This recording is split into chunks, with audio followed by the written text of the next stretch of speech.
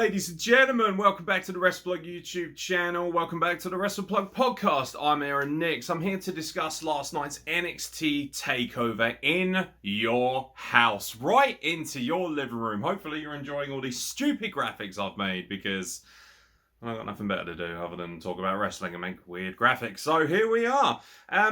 5 matches, 2 hours and 20 for a whole pay-per-view. So before I get started talking about wrestling, I just want to say how amazing it is that I didn't have to stay up all freaking night to watch one wrestling show. And for anyone who may be thinking, oh, I might want to watch it on the replay, it's definitely worth it. 2 hours 20 is fantastic. I'm sorry, but this should be the way forward for pay-per-views. Less matches, more high-end content, more high-end wrestlers as well, because there isn't as many matches at TakeOver and NXT as a whole. It means that you actually have to put your best wrestlers forward, and it means that there's actually great wrestlers missing. For instance, the main event of NXT this week is going to be Tommaso Ciampa and Timothy Thatcher in a Tornado tag team match against Grizzled Young Veterans, I assume for the #1 contendership of the tag titles. And you think, holy shit, that match is huge. That's a pay-per-view level match. That's better than anything you'll probably see at Hell in a Cell. And that's on weekly television. Not because, like some shows, they need to spunk a main event away every single week. More so because there was no room at TakeOver for it. And I think that's a good thing. I think that's good for booking. And of course, NXT opens very nicely, best foot forward, with that 6-man tag. Winner takes all. North American champion Bronson Reed tagging up with MSK, the tag team champions, to take on Legado del Fantasma. Crazy, high energetic, high paced match. I like this. I like the idea of putting it first as well. Gets the crowd hot, gets the audience invested as well. Frenetic pace. I feel that Wesley is just another level. Obviously, Big Man Crush being Desmond Xavier and all, and somebody I've been big fans of for a long time in MSK as a whole, but particularly Wesley. The only critique I have is maybe a little bit too much flipping. That's just my personal opinion, though. It doesn't mean that, I hated it for any reason. I thought it was an excellent match, easily a 4.5 star kind of match, particularly in the modern era. But sometimes I just wish it had slowed down a little bit. But the spot that killed it for me was when Bronson Reed just smashed right through the barricade and took out poor Santos Escobar. That spot was gnarly. It was really cool because Santos Escobar, he's kind of at ringside. He's picked up one of the belts. He's thinking, I'm going to use this as a weapon because I'm a gnarly boss. Boom! Just this almighty collision. Good shit. Really good shit. I think Legado del Fantasma as a whole is so underrated, particularly Raul Mendoza, who I would argue was the MVP of this match. He took so much punishment, but he showed off so much as well. We got to see Joaquin Wilde kind of flex himself with a little bit more charisma, and everything was sold beautifully by easily, for my money, the best commentary team in all of wrestling. That is Wade Barrett, Vic Joseph, and Beth Phoenix. Great balance. You've got that kind of play-by-play guy in the middle. Then you've got a fantastic female presence, which is awesome. Not enough commentary teams have that, albeit the teams that do sometimes maybe don't match up as much. It feels like, they put a woman on commentary, with all due respect, just for the sake of it, not because they're actually really fucking good like Beth Phoenix is. Beth Phoenix is arguably the best in the game right now in terms of women's commentators and commentators, full stop. I think she's great. I think she adds so much. She plays that kind of face colour commentator without being too over the top. And on the flip side of things, Wade Barrett or Stu Bennett, whoever you want to call him as, it helps that he's British as well, so I kind of get all the nods to British humour, and I love the fact that he's always behind the British wrestlers as well. Big fan of GYV and Pete Dunne, just like myself. But they have such a good balance. And they sold this match really, really well, and I thought it was excellent. Champions retain, not really a surprise. Would love to see more from Santos Escobar, though. I feel like he's a main event caliber guy. I think he could be main eventing pay-per-views on the main roster. I think he's that good. He's charismatic, he's insanely good looking, and he's a world-class technician and worker in the ring. I also like the fact that he's Lucha Libre, but he's all about everything that encompasses Lucha Libre, and I keep harping on about it like an old man, but Lucha Libre is not just about flips and doodahs. There's a lot to it, technical stuff as well, and Helico is another good example of that. And whenever people say to me, oh, and Helico's not as good because he doesn't do 50 files and triple carousel moonsaults, I'm like, oh, whatever, man, whatever. Ultimately, I think that everyone involved in this match feels like a big star, and it's really cool to see Bronson Reed finally getting his chops. And of course, Bronson Reed picks up the win for the team with the Tsunami, which I love, absolutely love it. And I love it when Wade Barrett calls it. Admittedly, not nearly as over the top as I do. But a great match, nonetheless. Thought it was really good.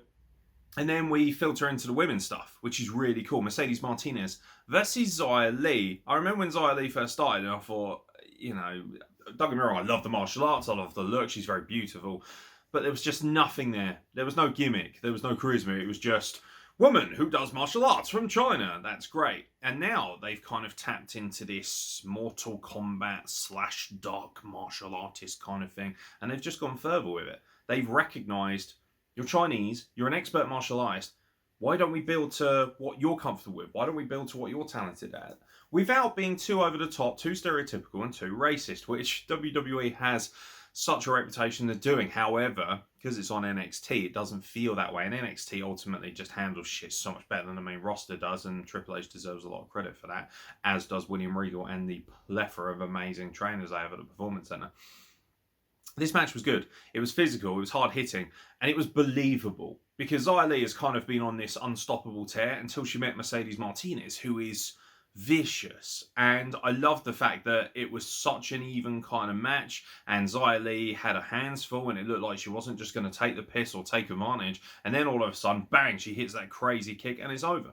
And it is very much a move, kind of like Trouble in Paradise, but a lot more effective in my opinion. It looks a bit more real as well because it's coming from a legitimate martial artist. But yeah, it's one of those matches that I imagine a lot of people will be like, yeah, whatever, and skip through. But from a standpoint of what it did and the story told, it was really good. And then after the fact, when Mercedes Martinez has taken the loss, there's this kind of weird entity, isn't there? Her name kind of eludes me a little bit, but, the whole Tian Sha gimmick, obviously. Mercedes Martinez has got the chair, she's wrecking shop. The only thing I didn't really like about this was the fact that the kind of leader of this group, the silent entity, pretty much dispatched Mercedes Martinez really easily with like a sort of chokehold, and then just kind of threw her off. Even though she got hit with a chair, it was kind of I think the idea they were trying to portray was that she's a bit like the Undertaker or the Fiend, where she's got this kind of evil, demonic presence. But, when they were both stood opposite each other, it just didn't seem believable to me that Mercedes Martinez would have taken that kick. And I suppose that's the downside when you've got much smaller individuals going up against an absolute powerhouse and a badass like Mercedes Martinez. But the match itself was great. Probably give it 3.5 stars. I thought it was an excellent, nice mid-card affair. It was nice to sit in the middle of the show, and amazingly, Zoey Lee, this gimmick seems like it's been going on for a while now, but this was the first time she was at Takeover, so it felt like it kind of was necessary for her to be on Takeover, and you can't get a better opponent than Mercedes Martinez. Simple as that. Dripping in gold, baby. Dripping in gold. The ladder match to determine a brand new $1 million champion. It seems like it does feel, and it probably is, a lifetime since we last had a proper $1 million champion. Ted DiBiase at ringside, of course, with his security, the belt in a lovely case, suspended from high above the ring, and classic ladder fair match. This match was the match that I expected to kind of steal the show. It didn't, just because I think that there are other matches on this card that were slightly better in terms of what they did, and also had more crazy, oh my god moments. But it was still phenomenal. I would have personally given it about 4 stars, or 4 gingers, as we like to say here, because we are huge marks of Jinder Mahal. I saw quite a few people talking about how Jake Atlas should have been in this. I don't know if this is like a Mark thing, because I've noticed that on his Twitter account, his social media, he keeps banging on about the fact he's beating Cameron Grimes and LA Knight. I was like, that's great, mate. I'm sure a lot of people have beaten different people. That doesn't really mean that you're warranted a place, but I understand why he would try and push and get himself on the program more. And I've seen quite a lot of fans kicking off saying, why is LA Knight in this? Why is Cameron Grimes in this? Why isn't Jake Atlas getting a shot? Probably because Jake Atlas is a bit boring, with all due respect. I like the lad, really nice guy, fantastic wrestler, super fantastic advocate for sexual equality, which I think is really cool and really important. But I just don't think you're as good as the other two. It's just my personal opinion, sorry. I don't have anything against Jake Atlas, but when I hear fans saying, Jake Atlas should be in this match, no, he shouldn't, or at least not for my money. I thought the match was good. Ladder matches are difficult. You've seen everything. You really have. And, just recently, I think at the last TakeOver, you had Devlin versus Santos Escobar in a really high-quality ladder match, and that really pushed the boat out and tried to do different things. There were a couple of spots, however, where I was like, holy fucking shit. When he gave him the net breaker, the snap net breaker, in the corner onto the side of the ladder, I was like, nah, mate, nah. I was like, oh, no, don't like that.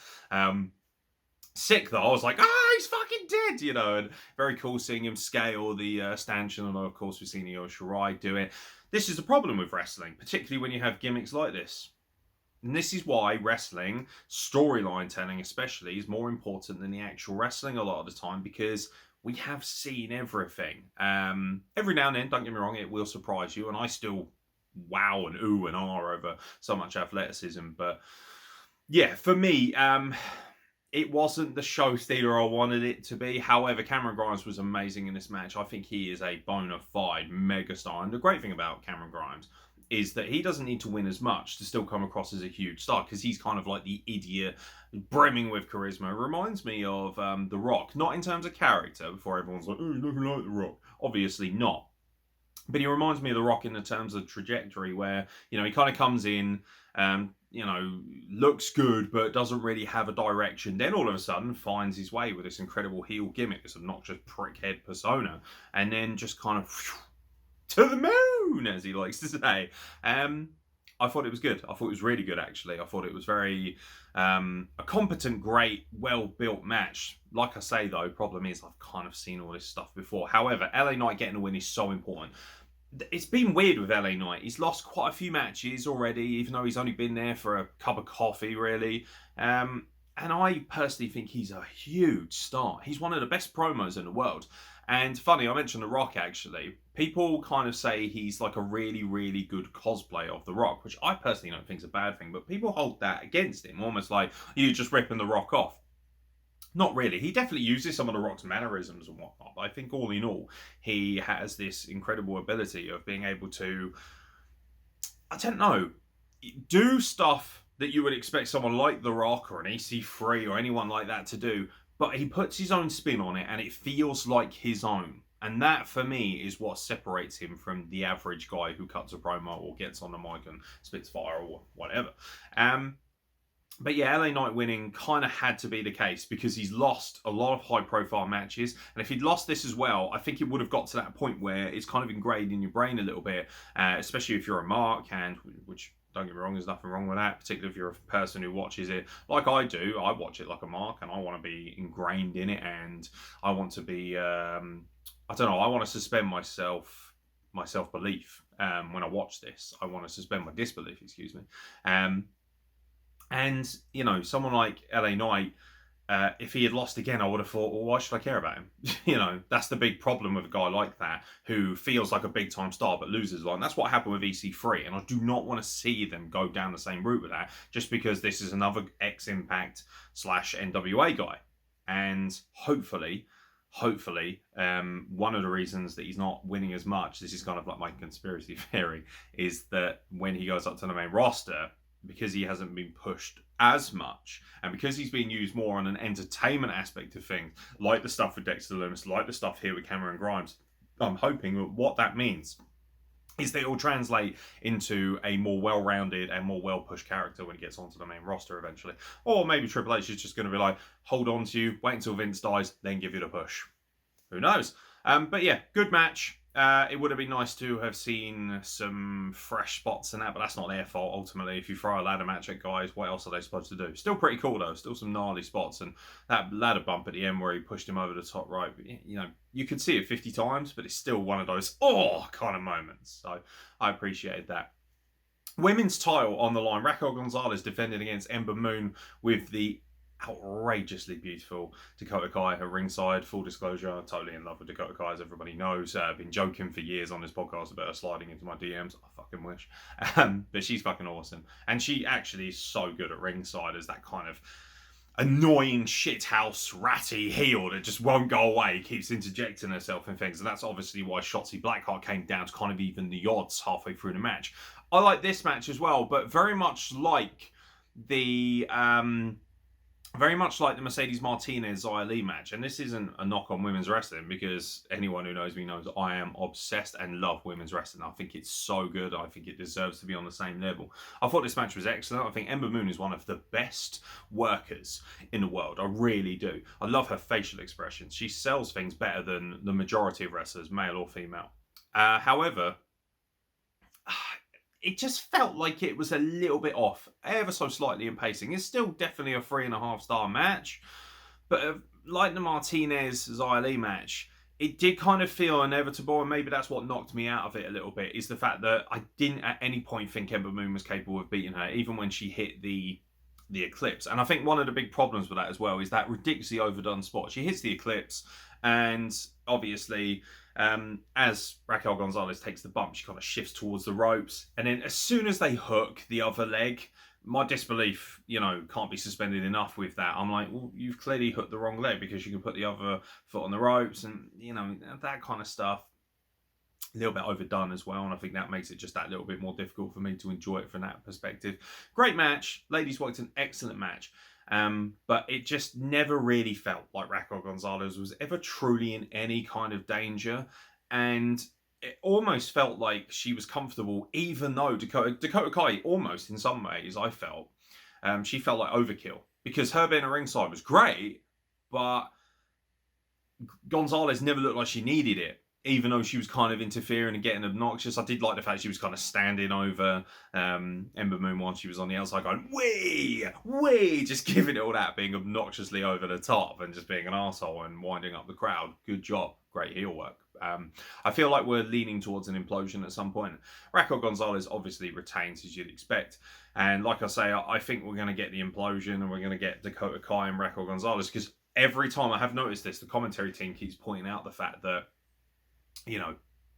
Dakota Kai is kind of like the evil mastermind behind the Destroyer. It's kind of like a Frankenstein thing with his monster. And they keep building that. And of course, on the flip side of things, if you watch it carefully, Raquel Gonzalez is kind of doing her own thing and making her own decisions. She doesn't need Dakota Kai to help her make those decisions. And I think that's kind of helped a lot as well, because that's told a really good story. And the story being that there is two sides to this story, so I think inevitably we're going to get this clash, and either Raquel Gonzalez is going to move on to the main roster and drop the belt to Dakota Kai, which I think would be awesome, or Dakota Kai is just going to do the job for Raquel Gonzalez, and maybe she's going to move on to the main roster. Shame really, because I feel like I love Dakota Kai. I feel that she should be a main event star, particularly in NXT. However, at the same time, I worry without a Raquel Gonzalez or without a kind of heavy, that she might just get lost in the shuffle, because there are such big, powerful women, particularly on the main roster. You've got Rhea Ripley, you've got Charlotte Flair now. So if you throw Dakota Kai in that mix, although she's capable, she feels like she would be slightly underneath. Nia Jax, Tamina, Natalya, these are all women who are of equal size or more powerful with the experience as well. So you've got to find a niche for her, and as a heel, that's going to be difficult, at least in my opinion, personally. But absolute fire in terms of how she presents herself. So yeah, the match wasn't necessarily the barn burner and the world-class match I expected, but in many ways, actually, it was a good place to have this right before the main event, because the main event ended up being fucking insane. Fatal 5-way to determine a new NXT champion. Well, to determine the NXT champion, would there be a new one, or would Karrion Kross at the Hell's Gate just basically destroy everybody? And there's your answer right there. Of course he did. However, this match did a really good job, and obviously this was the best match of the night. It just was, and it kind of should have been when you have that amount of talent. What I liked about this match is it actually made me think at a couple of points that Karrion Kross may not necessarily get out of Dodge here, particularly with this dirt sheet rumor that keeps running around. It's very persistent that Karrion Kross is going up to the main roster soon, and there's no reason why he can't take the NXT title with him and put some shine on that belt. But yeah, I'd love to see Karrion Kross challenge, for instance, the winner of Bobby Lashley or Drew McIntyre. Particularly if Drew McIntyre is going to get the belt back and do a face run at some point. It'd be very cool for Karrion Kross to come on to the main roster and beat the everlasting shit out of him. Especially, how cool would it be if he was able to hold the WWE title and the NXT title at the same time? It would bring so much validity and strength to what the NXT title means and how it's presented on TV. And it already feels like a massive belt. It does. For me, it feels like a genuine world title. People can say development and use buzzwords and all that nonsense. That's their cup of tea. It's not personally mine. Not much to nitpick about this match at all. All four guys going up against Kross really lent themselves well. You had Adam Cole and Kyle O'Reilly kind of renewing their rivalry in between, but almost putting themselves aside for a moment, having that one little fleeting moment. Reminded me of when the Shield got involved and dispatched Randy Orton during I think it was a fatal 4-way of some sort. I can't remember what exactly. I'm sure the nerds out there will tell me. But yeah, that kind of like moment where they were brought back together, you know, the common denominator being that Karrion Kross, the true evil, needs to be taken out, and powerbombing him over the table, and he just kind of laid there like a sacrifice. And I thought Pete Dunne was fucking awesome, as you would expect, because he's one of my favourite wrestlers ever. I think Pete Dunne is incredible. His gear looked on point as well. That sick white gear looks so peng, mate. So peng. And of course, obviously, you know, Johnny Gargano, who's kind of, I feel, is the heart and soul. He is the heartbeat of NXT, and then people say, oh, it's a bit of a buzzword, it's a bit of a gimmick. It feels like it's true. I feel like this show, without the way, would not be as good. It would still be great, but the way have just put it over the top. And you've got all these different things going on with the women's tag team titles, and Index with Dexter Lumis going on, and Candice LeRae being fantastically all over the place. Like, who am I supposed to look after here? I'm trying to, you know, be the great, amazing partner to my husband. At the same time, I'm trying to babysit Indy Hartwell, and Austin Theory's running around, and whatever you think of him, he is an incredible athlete, world-class worker, looks incredible, and he's hilarious. He's so funny, and he's kind of like the idiot retard child, with all due respect. That's what they kind of plug him as. That's what I'm getting from it, and I love the no-look high five, and away Wade Barrett's like, that's the greatest thing you've ever seen, like, just hyping it up. And all of them lent themselves well. They all felt like they belonged in this match. Sometimes when you do matches like this, they're entertaining, but you can't help but feel that they're just 5 guys that have been thrown in for the sake of being thrown in. Not with this.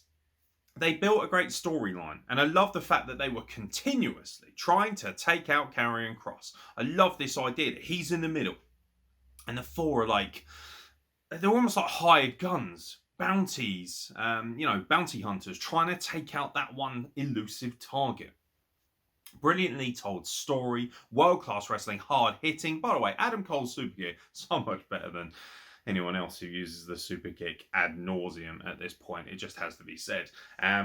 I thought Adam Cole was brilliant. And the thing is, with this match, I can't sit here and tell you all the great things that happened. There were some great spots. I loved Pete Dunne's psychology, especially when he tried to break Karrion Kross's fingers. That image looked great, and Karrion Kross sold that so well. It was a case of, yeah, Karrion Kross is vicious and dangerous, and he can destroy anyone. However, on the flip side of things, he is still, you know, he can still feel pain. And if you're going to make someone feel pain, particularly someone who is a destroyer like him, best way to do that is to snap a couple of digits. Great stuff. Gargano was fantastic. Kind of like the little shithouse heel, kind of hovering around the outskirts a little bit. Cole and O'Reilly was fantastic. And I love the storytelling right at the end, because it looks like Adam Cole's going to tap Kyle O'Reilly. And Kyle O'Reilly, all of a sudden, you know, the prone Karrion Kross just emerges behind him, gets him in the straitjacket. I think he calls it the cross jacket. And brilliant. Absolutely brilliant. Kyle O'Reilly refuses to tap out, refuses to relinquish the hold, even though it might possibly save him, or he might be able to counter it. And that's what I love. He was so ingrained, so obsessed with the fact that he wanted to break Adam Cole's leg, because that rivalry is far from done, and you can feel it that way. He hates him so much for everything that happened that he wouldn't relinquish it, and because of that, he passed out under the, you know, the kind of stress of the cross jacket. And there you go. Killer Kross, Karrion Kross picks up the win with a prone Kyle O'Reilly left laying, and he retains the NXT Championship. Phenomenal storytelling. Brilliant. And the match was great. Karrion Kross looks like the ultimate destroyer. And this is really cool as well, because now all of a sudden you're thinking, who's left? He's just taken out, in one match, 4 of the best wrestlers in the world. Easily. So funny, isn't it? People are like, Kenny Omega's the best wrestler in the world. Kenny Omega isn't even as good as all 5 guys in this match. Behave yourselves. And this isn't an anti-AEW thing. That's just the facts from what I can see. Everyone's entitled to their opinions, but all of these guys do a lot of different things better than he does. Who does Karrion Kross face next? I'd like to see Keith Lee come back to NXT. There seems to be a lot of shit going on with that. I have no idea. I think the penny's going to drop at some point, and we're going to hear a few things that maybe we don't want to hear, that might be a bit unsettling or upsetting to people, or maybe they just won't be surprised at all knowing what WWE is like. But the end of the show isn't necessarily that, is it? We see William Regal backstage, and he has been working his ass off trying to separate people. It's bedlam and, shit to fucking window every 5 seconds. And he's collared backstage, and as he walks out into the fabled parking lot, he just says, after 7 years, maybe it's time for a change. And you don't know whether he's talking about him, or maybe he's talking about bringing in something else. Maybe he's going to bring in a GM and he's going to work from afar. Maybe he's going to continue to be GM, but he's got ideas of bringing in new talents. Maybe he wants to change NXT as a whole. It was very well done, because immediately everyone's like, oh, he's going to leave. He's not going to be GM anymore. Possibly, possibly not. We'll see what happens. Great NXT lined up. Really, really excited about NXT this week. Only got to wait a couple of days for the show, which is fantastic. And also you got that whopper tag team tornado main event. It's going to be an awesome show. And yeah, I thought TakeOver was fucking fantastic. Not my favourite TakeOver of all time, actually. I thought that the matches in the middle weren't as good as I wanted them to be. I think my standards are way too high when it comes to NXT, because it is, in my personal opinion, far and away the best wrestling product going. I really think that. I think it's the best 2-hour show weekly. I think the TakeOver shit all over any other pay-per-views. I don't think anything comes close. And maybe that's why I get so much hate from AEW fans. Don't hate AEW, just don't enjoy it nearly as much as NXT. Horses for courses. Different horses for different courses, isn't it, at the end of the day? But I thought it was a great show still. But the matches that bookended everything else, obviously the opening 6-man tag and the main event, the 5-way match, they kind of dwarfed everything in between, even that ladder match. But the fact that it was only 2 hours 20 and it was 5 matches, I breezed through it with ease. And if you're watching it back, you can kind of skip through a few things in terms of nonsense promos that nobody cares about. Love the setup, the house and everything, which is why I've done this little graphical homage just to kind of show love to it, because I loved it. It was great seeing Todd, I think his name's pronounced Todd Pettingill or Pettigrew. My apologies. But either way, he's fucking fantastic. It's great to see him. Would love to have seen Sean Mooney actually as well. I just thought it was really good. Loved his little karate fighters thing with Dexter Lumis, and he asked him how the ladies are treating him, and he just picks up his finger, crushes it, and walks away in rage. Great, really fun, really easy going, not too over the top like a lot of the main roster stuff can be as well. And I think that's one of the other reasons I love NXT. They never oversaturate their audience, and they never go stupidly over the top with anything. And when they do things that might be a little bit left field or cinematic and that, it just feels right, and it feels like it's in the correct place for the wrestling show. So ultimately, 2 dirty thumbs up, as you'd expect from an NXT takeover. They're never bad, but this was definitely not the best one of all time. But it was certainly a fantastic evening of wrestling, and that main event was just phenomenal. So if you're looking for my thoughts and my opinions, I think overall the show, I'd give it 3.75 to 4 stars, maybe 4 stars. Feeling slightly more positive. It was really, really good. But if you want to watch a match, you got to watch the main event. That's definitely a 4.75. That is not 5-star, but it is close. Very, very good. Phenomenal storytelling, world-class, hard-hitting wrestling between 5 of the best wrestlers of the modern era.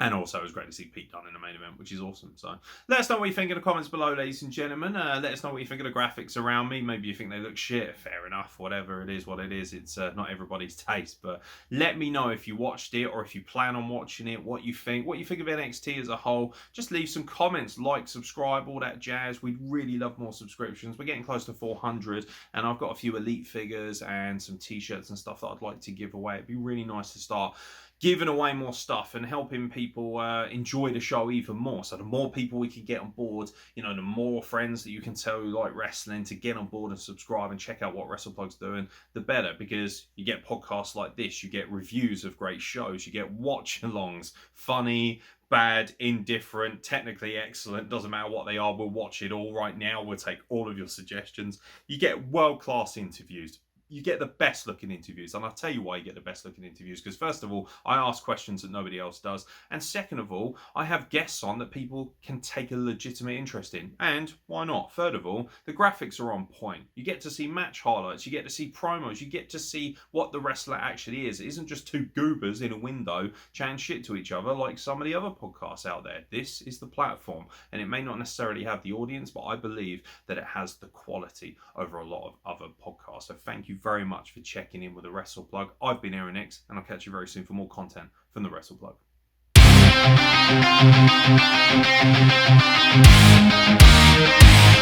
We'll be right back.